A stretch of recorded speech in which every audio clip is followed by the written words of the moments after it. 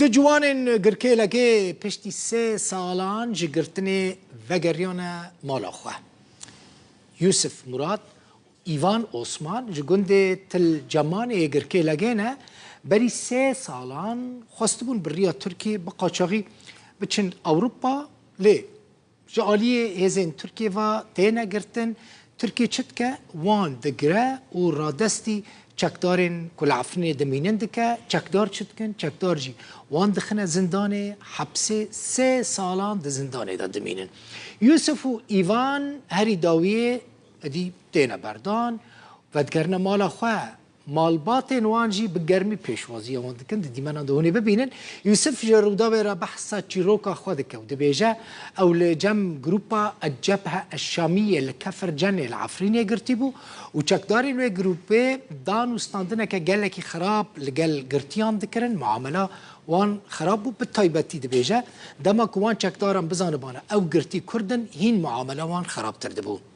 Dayika Yusuf jî dibêje dema kurê wê girtî bû rewşa wê gelekî xerab bû lê çavê wê ronî bin çavê dayika din jî ronî bin ku zarokên wan vegeriyana mal bêguman kêfa wan jî nihal cî ye.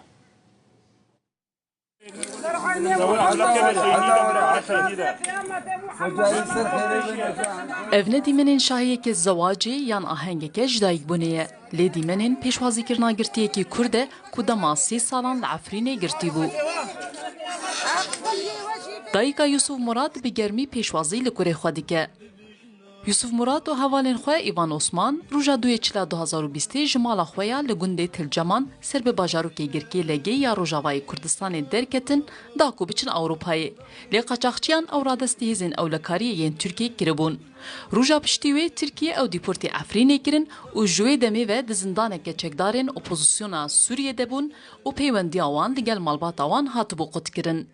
ام مش جندي الجماننا صار 2020 ام مش جند دركتن كم هن كنا سرية أوروبا ام دركتن ام برنا ولاطي تركيا التركي يمهرب ام دانا قرتن النسيبينين بوليسا تركيا مسلمان جيش الحر العفريني.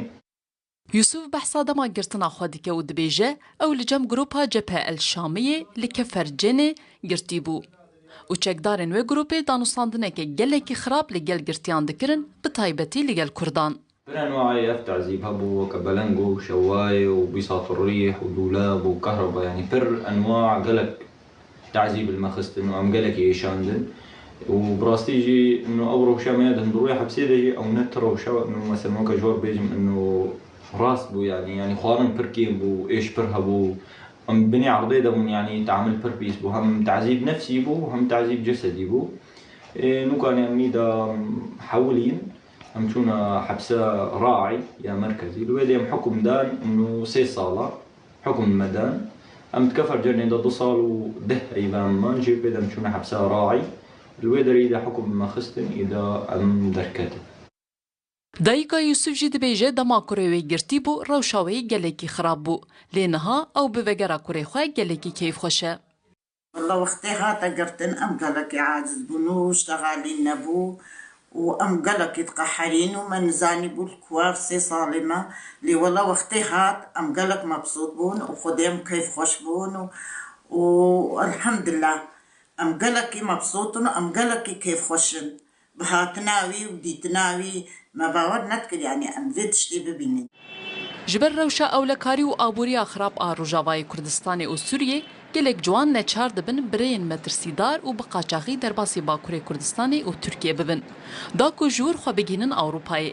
Lê gelek caran ji aliyê cendirmeyên Tirkiye ve tên girtin û bu navçeyên jêr kontrola çekdarên opozisyona Sûriyê tên vegerandin.